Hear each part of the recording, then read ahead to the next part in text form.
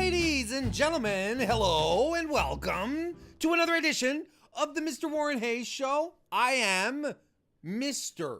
Warren Hayes. That's Mr. Warren Hayes, not sir, not boy, not individual. No, there's a title, and it's Mr. Warren Hayes. But y'all can call me Warren because you are joining me on my SmackDown live recap show, recapping the December 4th edition.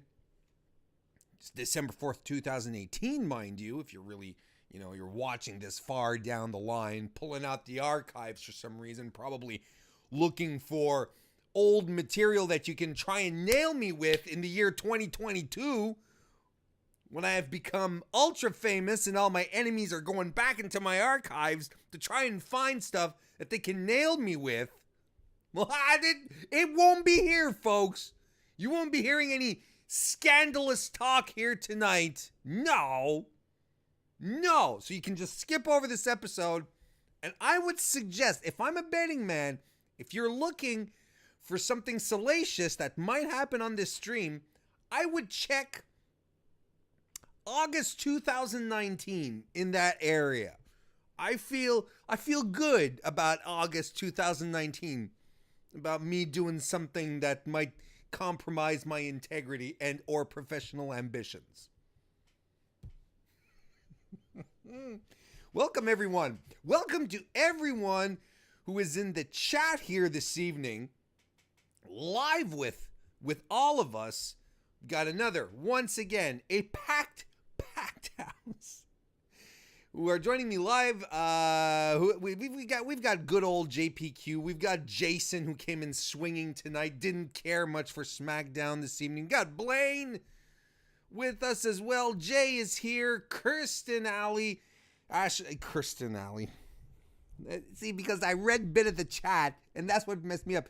Kristen Ashley, editor-in-chief of Diva Dirt. I'm glad she's here. I'm always glad she's here.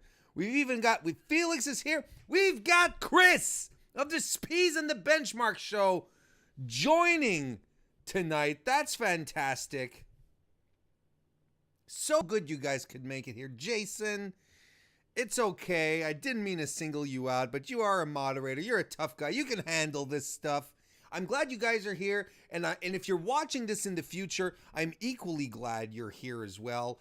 And whether you're live right now or in the future, think about giving this video a thumbs up. That always works on YouTube. If you're watching me on stream.me/Mr. Warren Hayes, well, consider a follow, consider a subscription. That'd be fantastic as well. Lots of ways for you to enjoy and support your boy Warren here.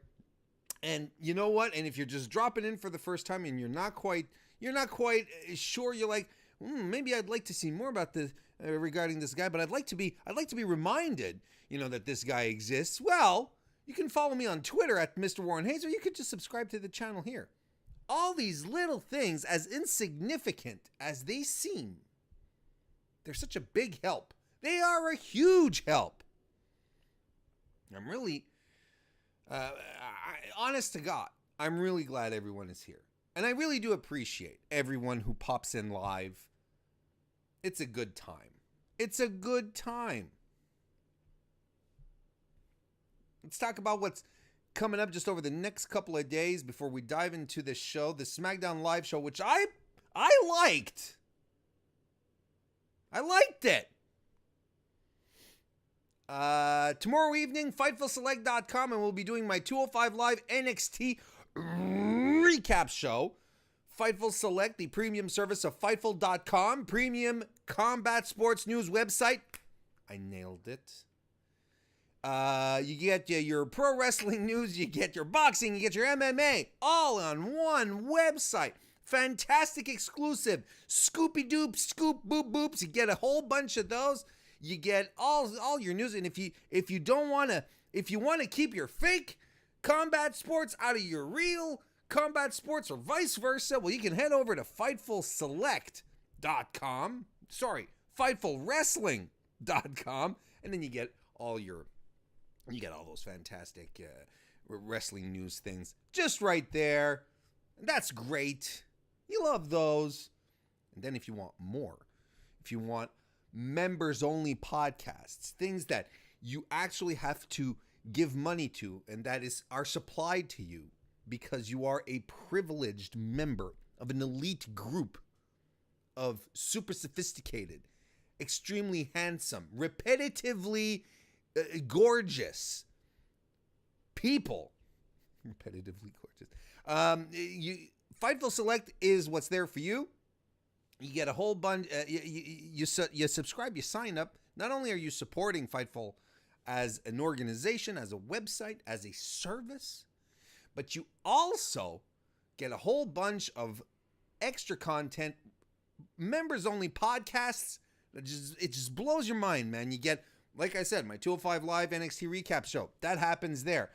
These days, your boys over at the WWE Network, they're giving us back-to-back episodes of NXT UK. Well, then I do an exclusive, a NXT UK exclusive show, recapping both weekly episodes on one show. You get the Weekender podcast. It's Steven Jensen who does it now. He's taken over for Sean Ross Sapp. The Weekender covers all non-WWE programming that's out there. Lucha Underground, Impact, NWA, Ring of Honor, so on. Being the Elite, it's all in there. Steven does a great job. Sean is still busting his ass, doing all sorts of great stuff there as well. He does dark match commentaries, Q&A sessions. Sean and I, we do retro pay-per-view reviews as well. There's so much stuff. So much stuff. You go in there at $5 a month. There's upper tiers with even more rewards. You can get bumper stickers. Bumper stickers. Can you believe it? I barely can't believe it. You go check that out, and then you get to see me again. An extra time in your week. You get to come hang out with Warren Hayes. And I do my recap shows live, just like I do here as well. So you can come into the chat there. Join me. I mean, that's fantastic. So you come over there, we'll do that. Sunday, December 9th. This week, folks. This very week. It is the return of the Kings of Chat Style, me, myself, and my boy Wilfred from the Wilfred Watches podcast, who covers New Japan Pro Wrestling, who covers British wrestling, a lot of stuff that has nothing to do with NWA. We are coming back with a second episode of our roundtable discussion show that we did last month. We're coming back this week. We have two extraordinary guests, Laura Morrow, pro wrestling writer extraordinaire, covers a lot of British wrestling. She covers women's wrestling. She's a fantastic writer. We're really glad to we're very, very glad to have her with us on the show. She'll be joining us on Sunday, as well as BJ Mendelson, author, comic book writer, wrestling fan. He will also be with us, and we're extremely thrilled to have him as well. It's going to be a good time. Roundtable discussions, 2 guests, 2 topics, and a whole lot of good times. A whole lot of good times. So that's coming back this Sunday afternoon, 3 p.m. Eastern Time. It's perfect. It's perfect. You sit down. I mean, 3 p.m., at least for your boy Warren, on a regular Sunday where there's no recordings to be had. There's a lot of errands being done, a lot of laundry, perhaps some cooking. 3 p.m. comes around and I'm like, I'm kind of, it's chill. Yeah, I'm falling into a very relaxed mode. I just want to kick back, perhaps open myself up a beverage, a cold beverage. Alcohol related or not, kick back and just enjoy the end of the day, the end of the weekend coming closer. What better way? I would love to kick back to a wrestling roundtable discussion. Well, we're giving it to you, and you can watch it live here on youtube.com/Mr. Warren Hayes or on stream.me/Mr. Warren Hayes. And if you can't make it, that's fine. The replay will be here. But if you also want to listen to it in podcast form, then you open up your favorite podcast application. You look for Wilfred Watches Podcast, and you'll find the show right there, the Kings of Chat Style. You'll find the episode right there. You can find it in Apple Podcast, Spotify, Stitcher, Castbox, Podbean, and wherever. There's so many of them. Just find them. You'll be able to find them. You guys are internet savvy because you're here. You're not my mom. You're not my mom. I mean that in the nicest way possible. It's okay because she doesn't watch. She barely understands what I'm talking about. All right. Folks, let's talk about SmackDown Live. You know what? Even if we're off the last week I thought SmackDown was a little underwhelming. And I think we all sort of clutched onto it. And we thought, it was a good show, thank God, because Raw was such a stink bomb last Monday. 2 weeks ago, I should say, because last Monday is already last night. But in retrospect, when you think about it, when you put your brain matter to work, open up the memory box and become all kind of analysis type, you sort of look back at the show and you're like, it was okay, but it was nothing. It was definitely nothing special. I didn't turn off my notification sounds here. Sorry about that. Whereas this week, even if Raw had been good, I really think that we got ourselves an episode tonight that was very good. I enjoyed it. Thought a lot of stuff were advanced very, very well. We had some great promos tonight. Such great promos. Let's get into it. Instead of me just, laying out some vagaries here. Let's get to brass tacks. Oh, no, wait. No, not yet. What am I talking about? I have a show format. What do we do? This is stupid. We do bold predictions first, Warren. God damn it. You know how this show works. It's yours, you moron. We do bold predictions. Bold predictions, what are they? I go to my Twitter timeline on Raw, on days where there's Raw and SmackDown, and I ask my timeline and say, timeline, supply me with your boldest predictions, things that will happen this evening on WWE programming. Let it inspire you and come at me with your boldest predictions.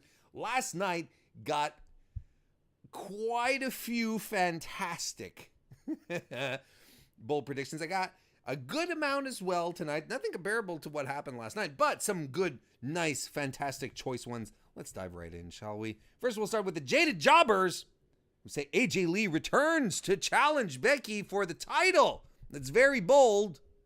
That's very bold because we know AJ Lee returning to WWE is very unlikely, to put it mildly. But I'd like to see that. I think that'd be fun. It'd be an interesting match. Anyway, very bold prediction, Jaded Jobbers. Next we have Blaine, who is still with us in the chat, I do believe. Blaine says Mandy Rose and Sonya Deville become the first ever WWE Women's Tag Team Champions, and Corey Graves loses it. I think the moment that Mandy Rose wins any type of championship, I think Corey Graves might just explode. He may pass out. I think he might actually just lose consciousness. I really do believe that's something that might happen. Here's the thing, though. We're as bold a prediction that this was, because obviously they're not ready to pull out the women's tag team championships just yet.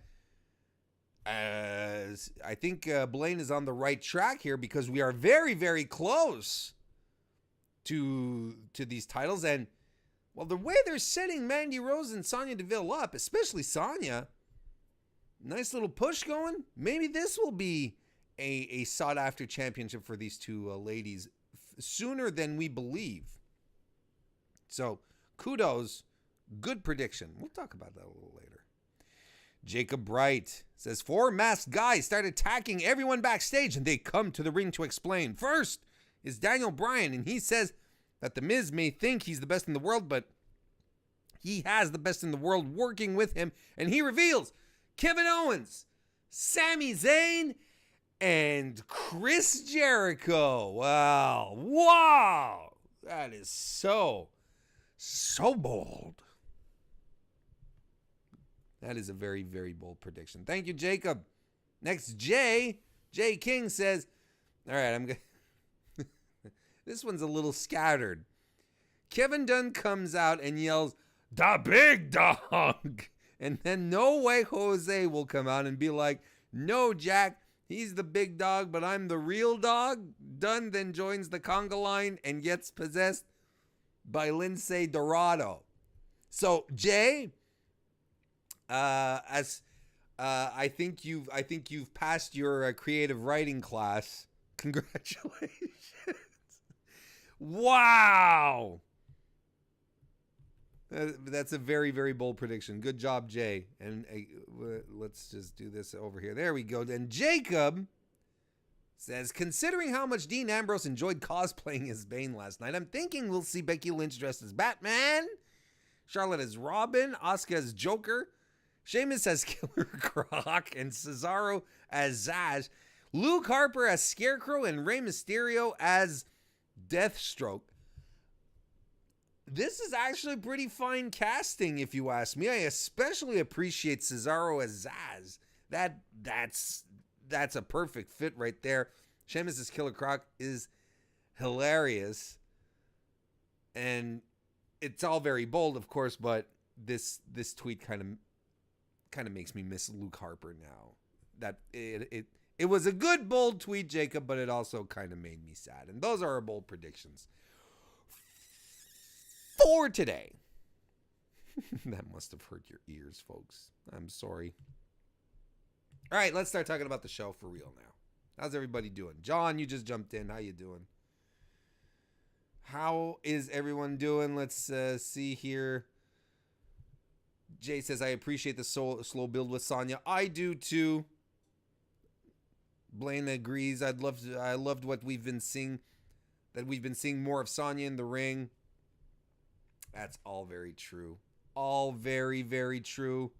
All right, the show. Paige is out in the ring. She has all her setup. She's out in the ring she's surrounded by exposition, folks. Just like they do when it's Battle Royal season and they have to, either it's Royal Rumble or in the lead up to Evolution, when they have to have these matches where they start tossing each other over the top ropes, just to remind us how a Battle Royal works. Well, we're leading up to TLC, right? Well, of course, there's ladders around the ring, there's tables, chairs, the strap is hooked up. Just to make sure that it's very clear. Just to make sure it's very clear. Kristen says, I just want to address this. Does Warren have any other girls as friends, or is it just me? All men predictions? No, I barely have friends as it is. Yeah, so I'm not going to start being picky and choosy about it if it's men or women. If people want to talk to me, that's all I want. All right, so Paige is out with everything around her, and she says SmackDown Live is the brand that makes history. This is we have the very first TLC match for the SmackDown Women's Championship, a triple threat nonetheless, and we're here to sign a contract. She has a table out, amongst the other tables, but a nicer table with the contract, and she calls out Asuka, Charlotte Flair, and Becky Lynch. And man, right now, if you have any question, any doubt as to which part of the WWE is dealing best, what division is dealing dealing the better hand with its women's division, it is unquestionably SmackDown. Because you have these 3 women come in, and all 3 of them are over, and they are all 3 put in a big time match all together, and everyone is buying into this. Asuka got a great reaction. Charlotte got a great reaction. Becky has the best reaction. You have 3 women who are super over in the ring and who are going to be competing in 2 weeks at the same time. Now, I said it last week and I'll say it again. I really do believe my theory as to why they made it a triple threat, why they added Asuka into the match, is to take some load off of Becky because they want to be careful with her. Coming off the injury, the concussion. I think, she may be cleared, but I don't think they want her to do anything stupid. So having a third person in there sort of lightens the load for everyone.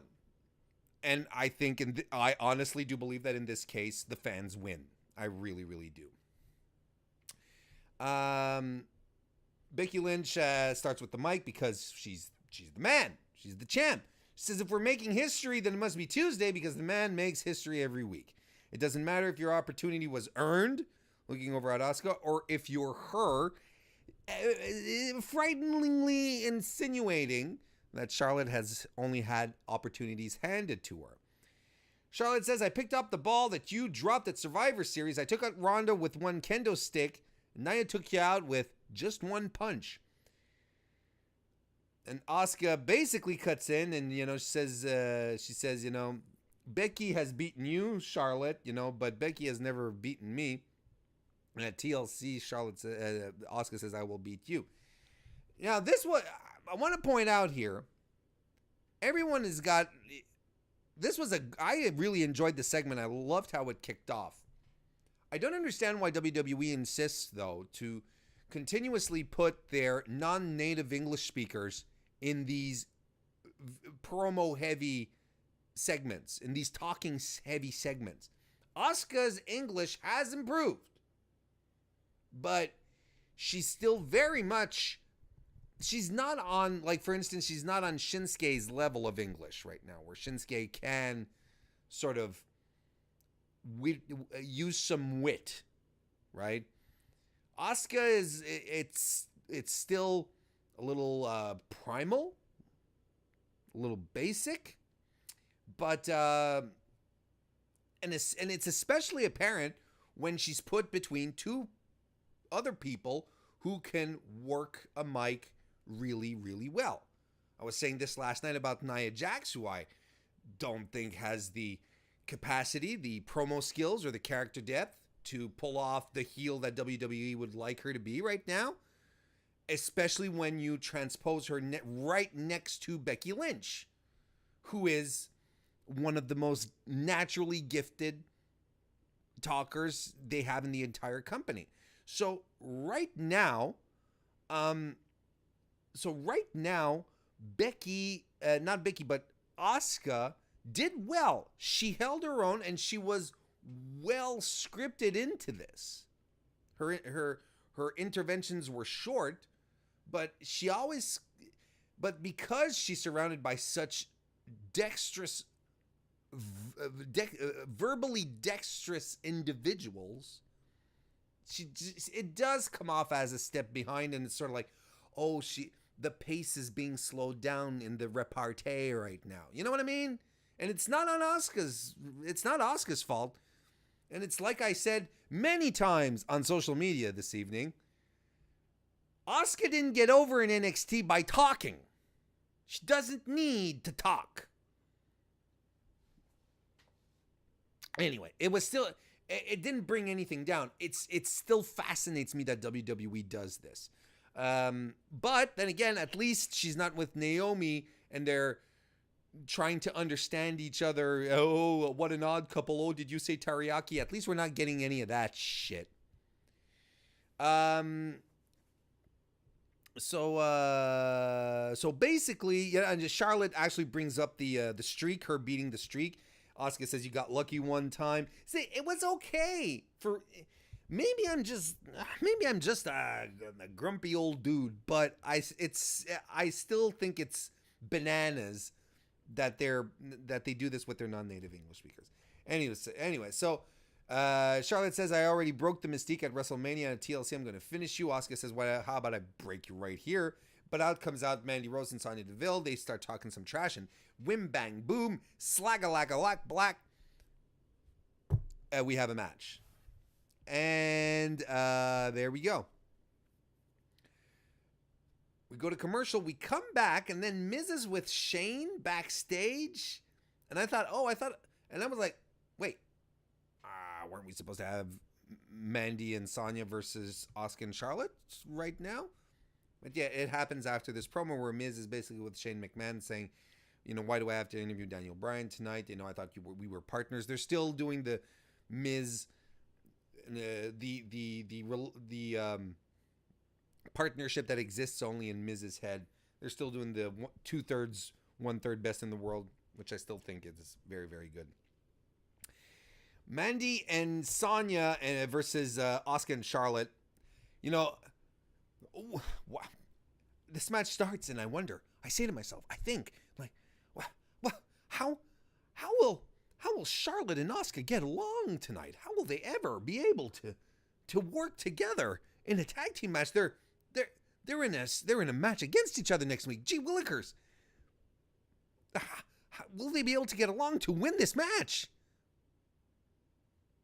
So the match starts off with some holds and some lockups. There's some shoulder blocks between Sonya and Asuka, and both of them are immovable, but Asuka takes her down. Sonya reverses. Sonya dodges a spinning kick, goes after Asuka, but she takes Sonya down with an arm lock. She battles out of it, tags Mandy Rose in, and they both double team Asuka. Cover! Gets two. Asuka battles back with some open hand strikes, goes for a knee, but Mandy Rose grabs it and forearms Charlotte right in the face. Asuka, of course, gets back into her groove, does a second rope drop kick on Mandy Rose, covers her for two, hits a follow-away slam on Rose, and then another one on, this is Charlotte now, hits a follow-away slam on Mandy Rose, and another one on Sonya Deville. Back from commercial, the heels are back in control. They do some double teamwork on Asuka. She battles back and hits Mandy, but Mandy hits her with a big pump knee to the face, covers her, only gets two. More double teaming in the corner. Rose clotheslines Asuka, who picks her up like in a front-facing position, but Asuka sort of grabs her head and brings all her weight down, and it was kind of like a stunner, I guess. I'm not quite sure if that's actually a move, but hey, that happens. More double teaming in the heel corner. That's it. And we get the stunner. Then Asuka gets the hot tag to Charlotte, who takes out Mandy Rose. Belly to back suplex by Flair. She hits a spear on Sonya. Now we get to the point of the match where Mandy takes Charlotte out onto the apron, and Asuka does the same. But Charlotte, who just got kicked or punched, I don't quite remember, by Mandy Rose, she's turning around and she's reeling.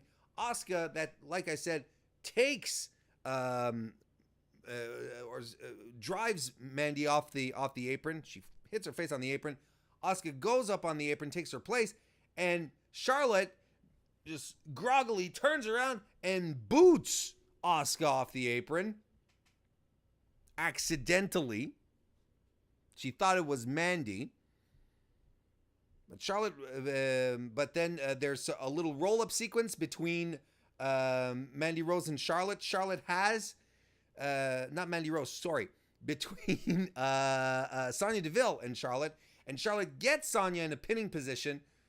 Ref is counting, and Asuka just runs right in and hits a sliding kick on Charlotte. And it's not like there was no arguing. There was no, oh, well, it was a mistake. No, Asuka was like, you eat this, bitch, kind of thing. There was no mistake here. This was not an accident. Asuka was out for blood. And you know what? That's cool, because that's the Asuka that we all fell in love with in NXT. She doesn't take any crap. It's like, oh, you kick me in the face, I'll kick you in the face. I don't care if we lose. Because Sonya Deville covered Charlotte for the win after this. Let's say this again. Sonya Deville covered Charlotte here for the win. Tainted win, but a win nonetheless. I think they're really starting to establish Sonya as a credible threat since Evolution. I'm liking it because I'm a big Sonya Deville fan. I am a huge Sonya Deville fan. I've been for a long time. And you know what? Even Mandy Rose is growing on me, who I didn't particularly care for, but she's doing great. And I am all for putting new faces, giving them a role, giving them a chance. I am all for this.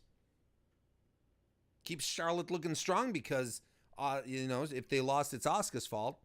Add some heat on there. Reminds us that Asuka's a badass. She's not, she doesn't have to compromise. When Charlotte kicked her in the face, there wasn't this usual little argument, this little spat that happens, when the baby faces punch each other in their match, and they're like, "Why'd you do that?" "Yeah, well, dude, you just had to move out of the way." "Well, I wasn't moving out of the way." There was none of that. Charlotte kicked Asuka. Well, Asuka's like, "Well, I'm gonna kick you." I liked it. I didn't care much for the match. I thought it was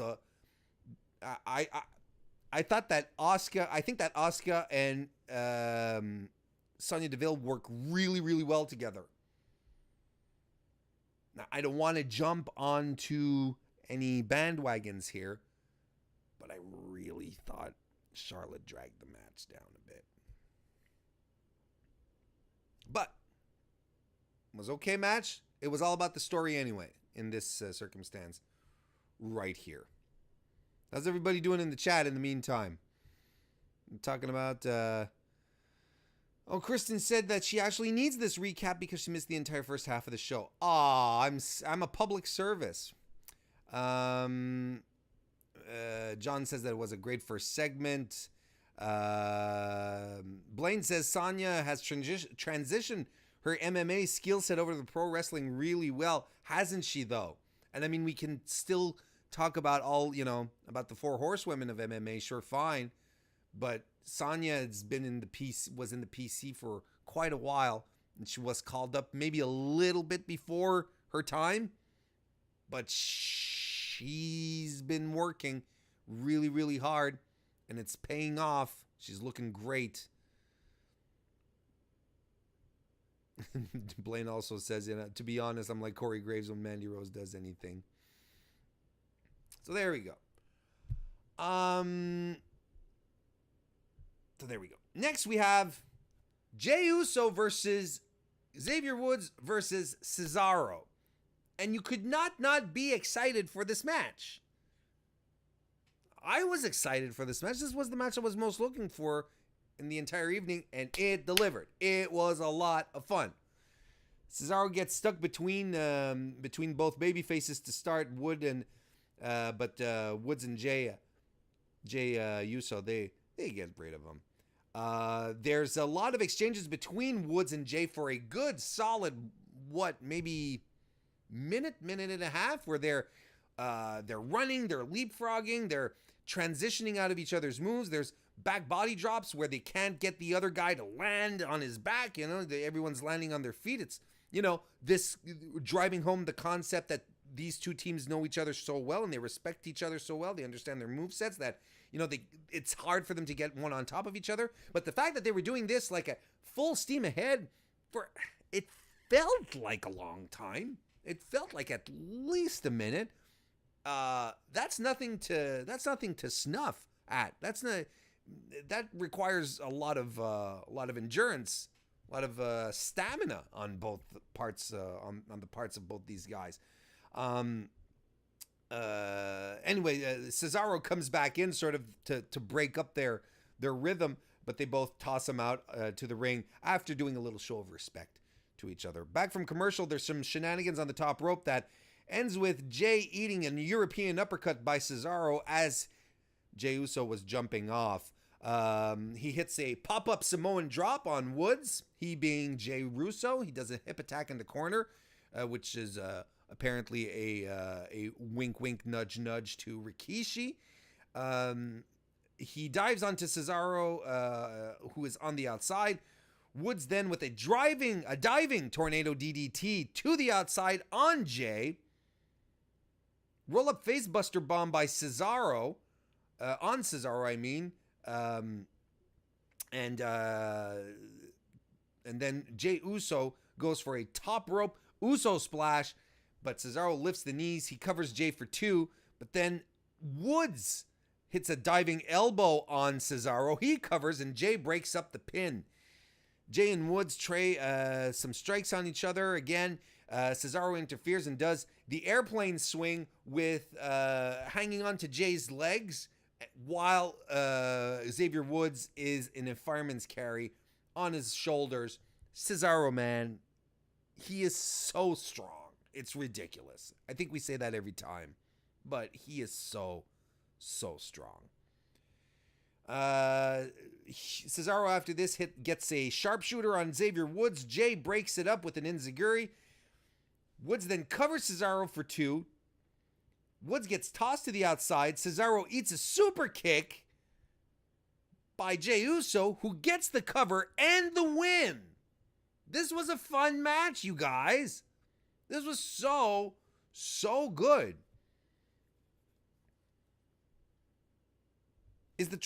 Jay's wondering, is the triple threat match a ladder match at TLC? Are we talking about the triple threat with the ladies, with the women's? Yes. Are we talking about or are we talking about the tag team match? I'm not sure. Sometimes you have to go to the source to figure this out. We've got time. We'll take a look here. We'll go to shows on WWE.com. Raw, no. SmackDown, no. NXT, later. TLC. And we'll go down a bit. JBQ says Cesaro could break the master lock in like 2 seconds. Yes, he probably could. Oh, the match isn't on. Wait a second. It's got to be on here somewhere. Oh, there we go. Let's see. Braun Strowman versus Baron Corbin is a TLC match. SmackDown's Women's Championship match is a TLC match. The Bar versus the New Day versus the Usos. It just says SmackDown Tag Team Triple Threat match. I don't think it's going to be a TLC match. It's not looking that way. As it stands right now, Strowman versus Corbin is TLC, and the SmackDown Women's Championship is a TLC match, which is fine. I don't think we need too many of those. Anyway, this was a fun match. We have a Rusev segment backstage. It's always good to see Rusev on TV. He's basically talking about Shinsuke Nakamura, and he says, look at my arms. Look at these traps. He says, look at these. He's posing, He says, look at these traps, like a double-decker taco supreme.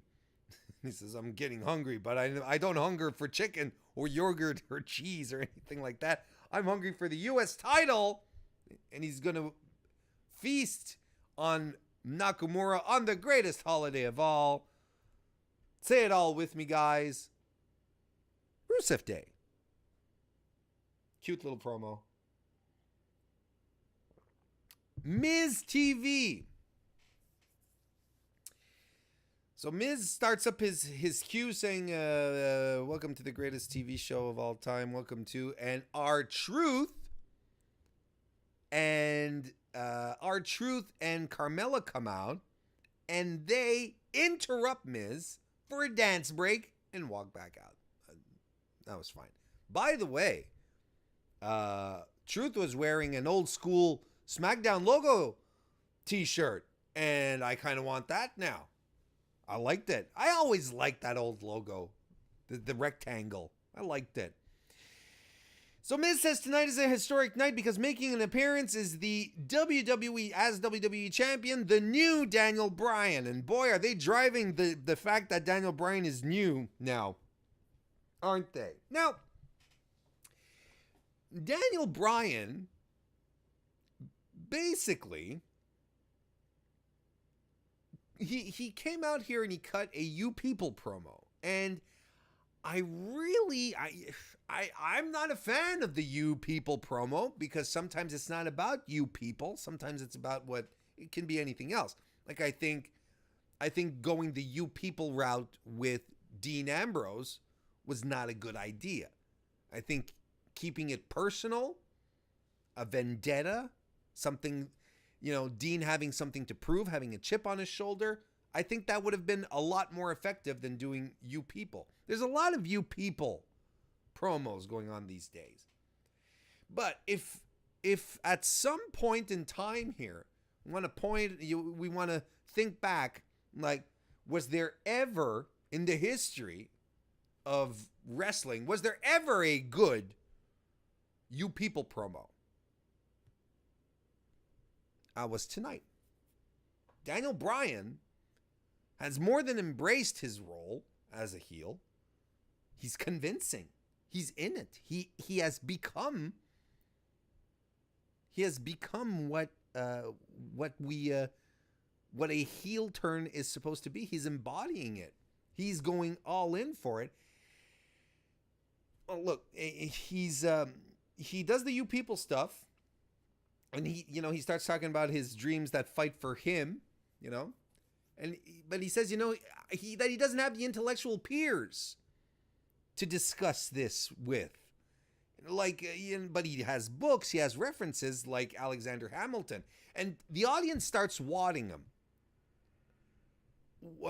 Wadding is the pits, right? Don't do that. Don't be that person.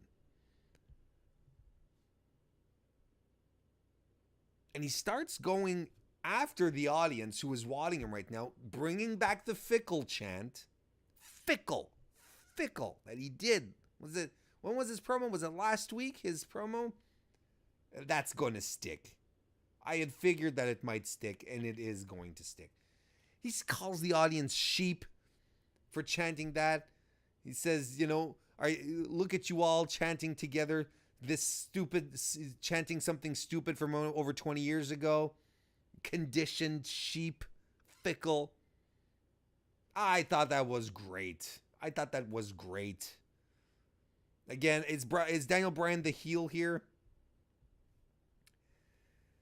And he says, now that I have the theoretical knowledge of the old Daniel Bryan with the physical aggression of the new Daniel Bryan, I am invincible, or something to that effect. Miz, is trying to insist on the fact, it's like, well, you're quoting, Alexander Hamilton, but I've been telling you for a long time that this is what you had to do, right? That you had to play dirty to win, basically. And this part, I gotta tell you, okay, he says, I kicked one man in the groin one day. All right? I did that once. But these people every day consume water out of plastic bottles, eat factory farmed meats, and all these things that cause permanent climate change. If you want to count sins, I kicked a man in the groin one day. These people make countless sins every single day, every month, every year. And he's incensed. So tree hugger Daniel Bryan, who was always, that's always been a legit part of his personality, vegan, environmentally conscious, making the right choices for the future. He's bringing this up in his heel persona, and he's pumped up. He's mad. He's mad. Now the bleeding liberal in me is kind of taken aback, and I'm like, oh, of course, they're gonna paint the tree hugger, the hippie, as the bad guy, aren't they? But it just worked, and it was so effective. And you know what? I guess I could get all hyped up about it, and it kind of irks me in a certain way. That's like, of course, of course Vince has something against the tree huggers, against them liberals, but it just works, and it's fine. And this promo could have really gone the way of Ronda Rousey's Millennial Man stuff, which was garbage. It could have easily gone that way. But Daniel Bryan delivered it with fury and intensity. It gives him an air of superiority that I think is going to become essential to his character. This was basically what this entire evening, or at least this angle tonight, this was character development. Daniel Bryan he's not nuts. He just thinks he's better than everyone because he makes these choices. He's essentially, these vegans that we see on Twitter, who crap all over you because you post a beautiful picture of a delicious hamburger. A hamburger that you made yourself, that maybe you use 2 types of meats in it, like maybe a pound of chuck with half a pound of pork, ground pork in there. Added some, maybe some camembert, nice big gherkin pickle slices in there, onions, red onions, purple onions. There you go, purple onion, some fresh lettuce, farm-raised red ripe tomatoes, like perfectly ripe, that just explode with juice when you bite into them. Brioche buns. And you post that picture on Twitter, and you're going to have some kind of, someone's going to be, oh, well, I don't eat anything that has a face. I may be a liberal, but I like my burgers.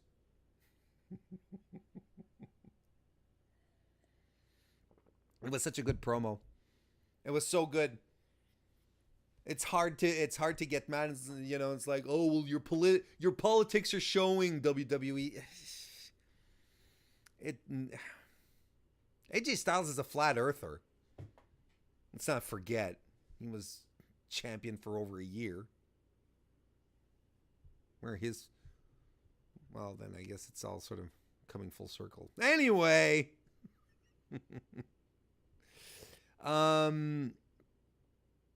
So basically, the Miz gets him. She says, "Come on, man, come right out and tell me, did you listen to what I've been telling you over these years, dude? Have you listened to everything I was telling you?" And Daniel Bryan says, "Yes, no, yes, no, yes, no. It doesn't matter. The only thing that matters is that the old Daniel Bryan is dead." And then AJ Styles comes out to catch Bryan. Bryan tosses Miz into him. And Bryan, that's it. He tosses the Miz into AJ. Miz tries to get involved, but it turns into a double team after AJ tries to get after Daniel Bryan. And AJ eats a skull-crushing finale. And that sets up for our main event, AJ Styles versus The Miz. It was such a good segment. Miz played his role perfectly. And Daniel Bryan had the floor. Had everything out. He laid everything out, and he was so good. Like, he's literally, what he is he's the insufferable hipster. Now, I know you guys probably have come across some of these at a local coffee shop, perhaps at a library, a record store. I mean, I've met insufferable hipsters. I hang out with insufferable hipsters.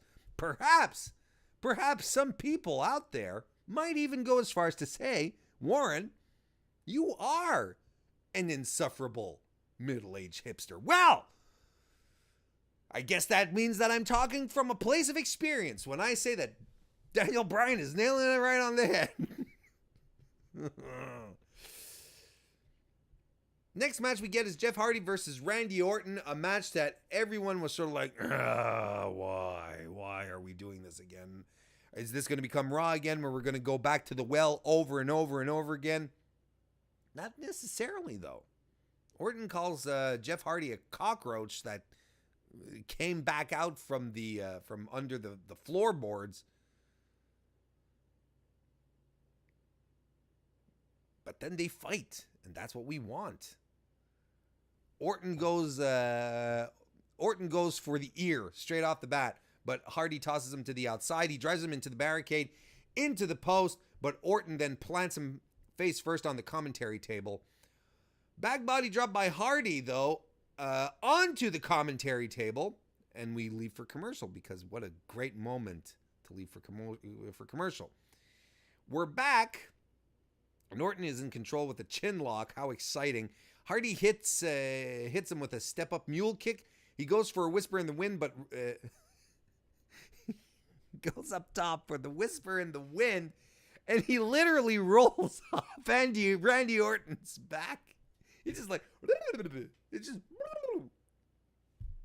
that was ridiculous. I thought that was funny. Orton sort of fell into the ropes like there was no momentum to carry him down. It was fun. It was funny. A bit of a botch, but still kind of funny.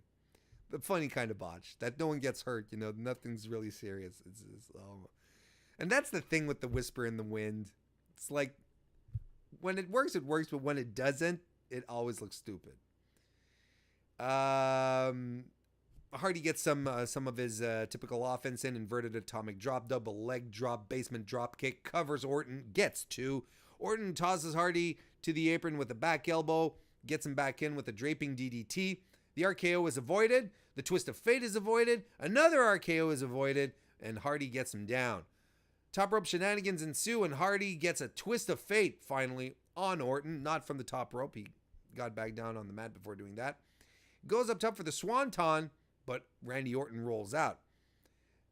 And I thought this got a little, this was a lot of fun here.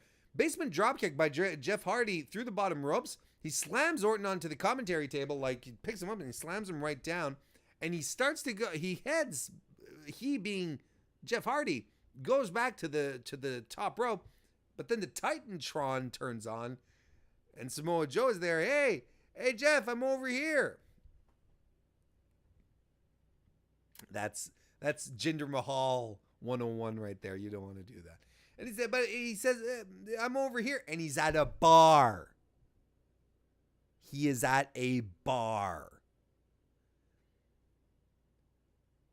And what does he say? He says, I'm at the bar. Oh, but you know about bars. I'm like, oh man.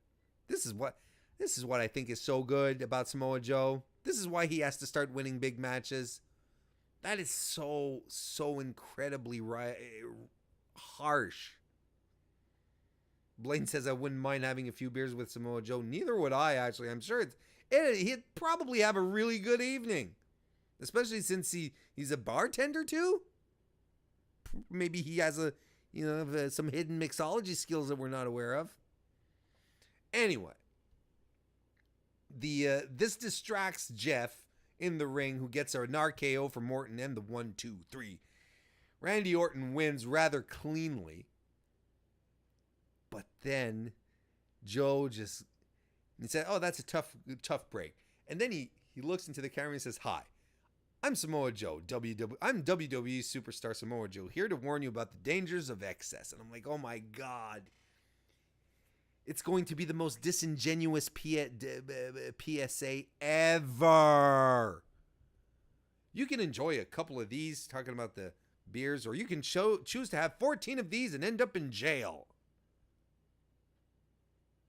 And I think it's fantastic.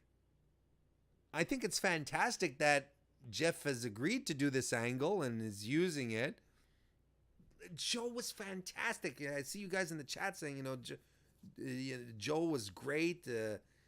Savage, yes. I'd even go as far as to say that this was a PSA, not a public service announcement, but a public savage announcement. Thank you very much.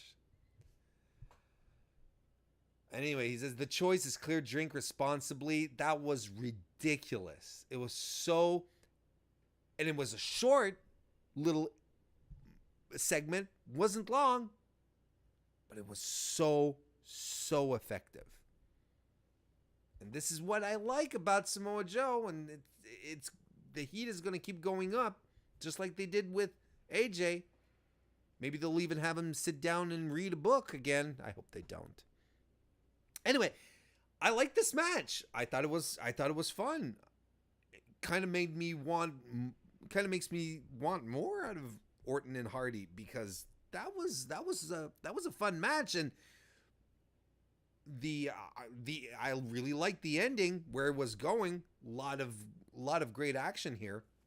It was cool. I liked it. Finally, we're wrapping up the evening with AJ Styles versus The Miz. And again, this was a fun match, a fun main event. Styles is in control early on, whipping The Miz into the corner. He hits a drop kick that sends Miz to the outside. AJ gets him down on the mat. The slinging elbow drop over the top rope. Miz battles back though, knees AJ right in the middle of the body. He chokes AJ on the ropes, knee to the back of the head, and he locks in a chin lock with the knee right into the small of AJ's back. Miz does his over the knee backbreaker into the neck breaker thing, grounds and pounds AJ. And we have basically during all of this, as if we hadn't had enough. We wanted more, let's be frank. Daniel Bryan is on commentary. And around this time, he talks about, how he made it to becoming WWE champion, and he didn't need a bus to become WWE champion, using all the carbon monoxide in the world.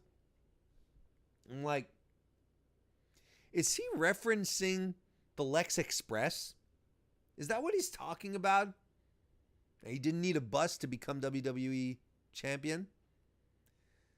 Because even though he had the Lex Express, Luger was never WWF champion. He was never WWF world champion. It didn't happen. So I wonder if that's what he was referencing. Made me smile, or it still makes me smile if that's what he was doing. We hipsters, we like our obtuse references.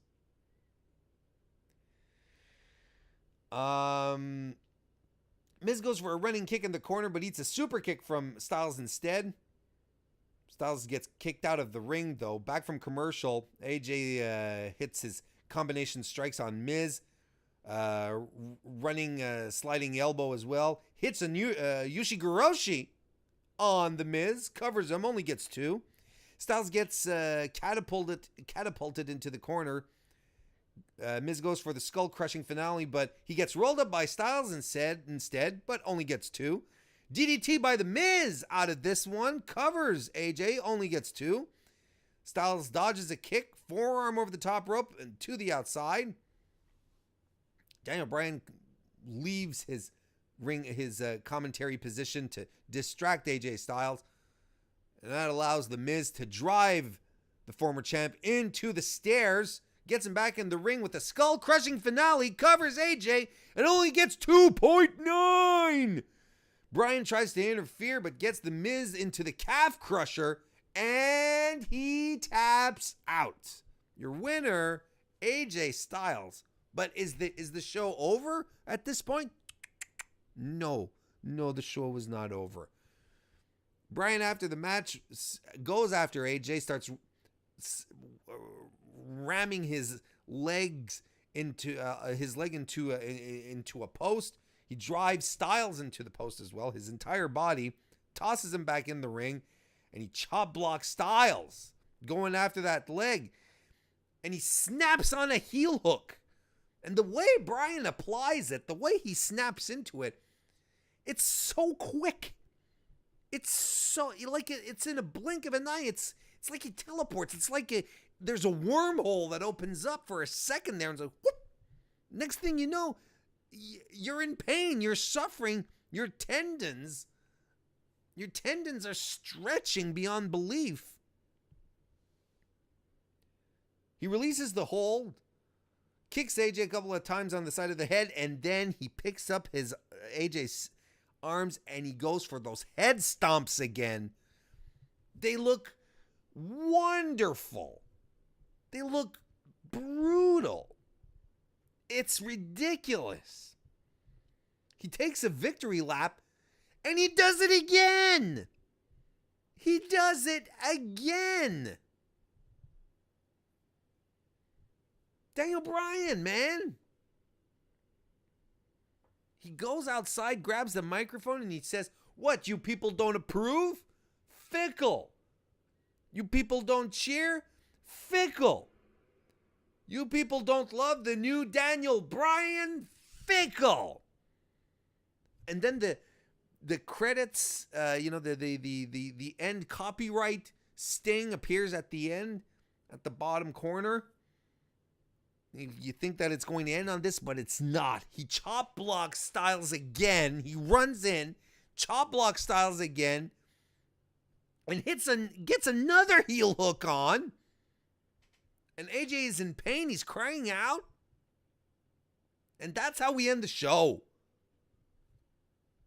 And you know, it should end like that more often than not. And it was even at a moment where I was thinking maybe they're going to pull a DIY on us, like in NXT when Ciampa turned on Johnny Gargano. You know, they had pulled up the end credits of NXT, and then he turned on him, so that it's like, oh, okay. They kept rolling. I was sort of expecting an overrun at this point. I thought it was a great way to wrap up the show. And if you're not buying Daniel Bryan as a heel at this point, well, I mean, you can. I'm not going to sit here and tell you that you're wrong. You know, you're entitled to your opinions. They're doing a fantastic job. Daniel Bryan is doing a great job. It's crazy when you think about that. He had he's been requesting for the heel turn for a while. It's really interesting.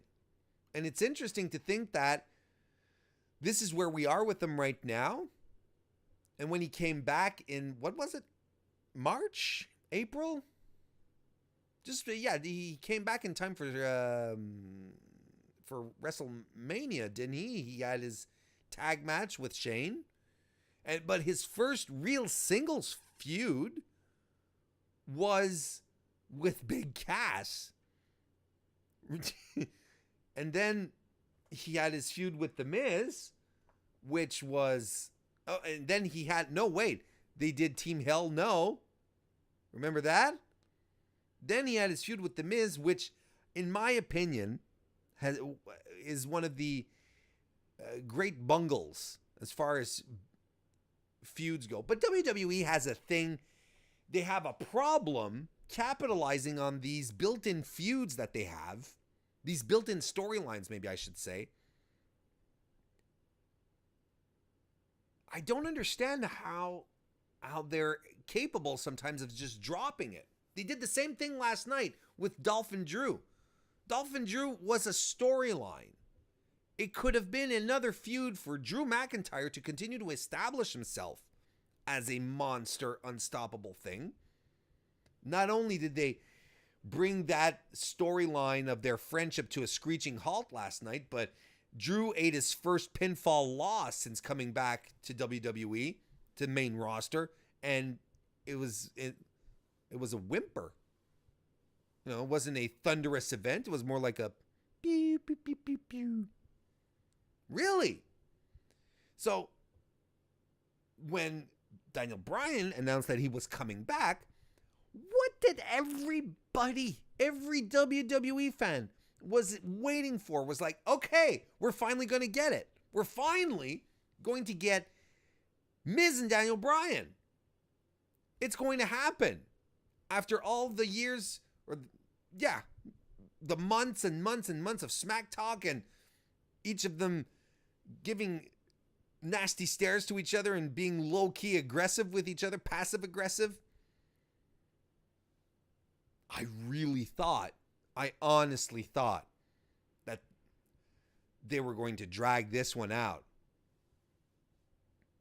That they were going to make it something really special. That we were going to get our main roster Gargano Ciampa.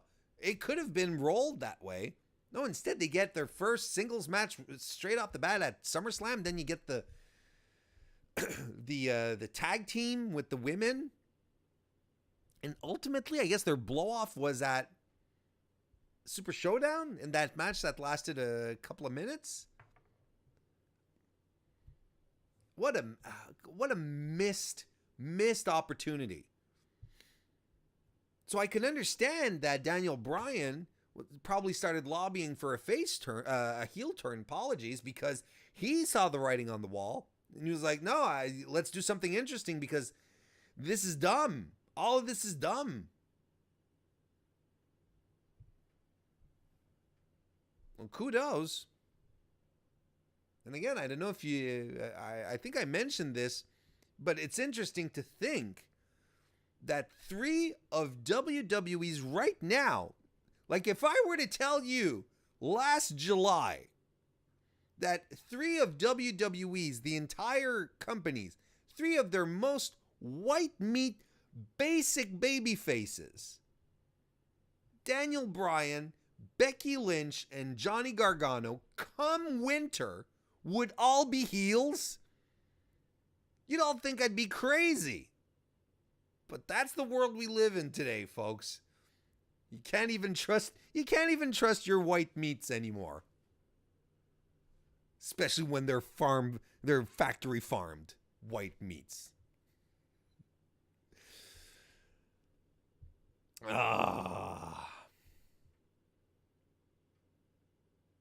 Jay says that he thinks that Cena Bryan is what they're going for WrestleMania. Maybe that could be. Blaine says Bryan as a babyface was getting a bit stale. John seems to agree, and I think everyone sort of agrees that they'd missed the boat with the Miz Bryan feud, especially when they brought in the women. I have nothing wrong with the women. It's just it wasn't the time yet. If you go back to some of my recaps that I did around that era, I had a plan. I had an idea. You know, for their match against the Bludgeon Brothers, Team Hell No. Was it at? Was it at Money in the Bank? I don't remember when the match took place, but you remember the angle they had the Bludgeon Brothers injured. Kane, they took him out so that he couldn't compete. It was sort of like a 2-on-1. So when I saw that, I had a whole scenario pop into my head and was like, oh, okay, wait a second. What if, Daniel Bryan is trying to defeat the Bludgeon Brothers and he can't, because they're 2 monster guys and he's smaller and he's only one dude. What if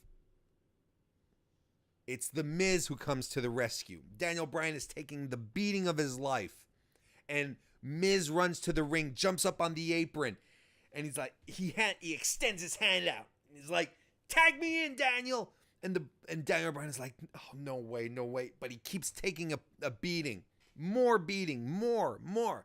And eventually, much to his chagrin, but he can't take it anymore, he tags the Miz in. Miz cleans house. He gives Bryan time to breathe.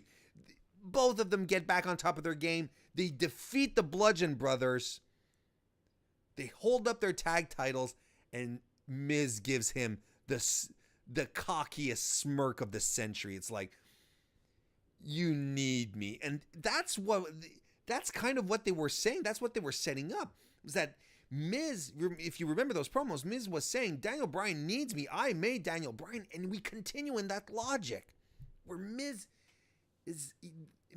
because of him, they won the tag team championships. So now they're partners. And Miz keeps holding that over his head. So they could have had a bit of a stretch where they're unwilling allies. And not unwilling allies that then become friends. No.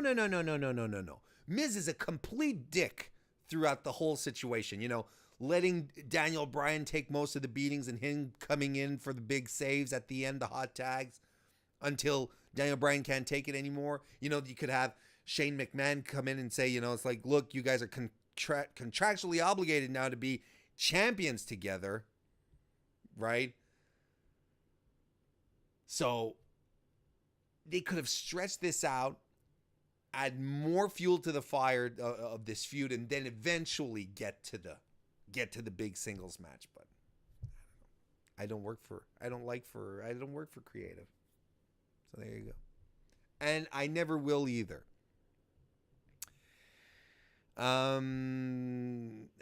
Let's all give a big salute to Kristen, who's tallying fan votes for nominations for the end of year Diva Dirt Awards.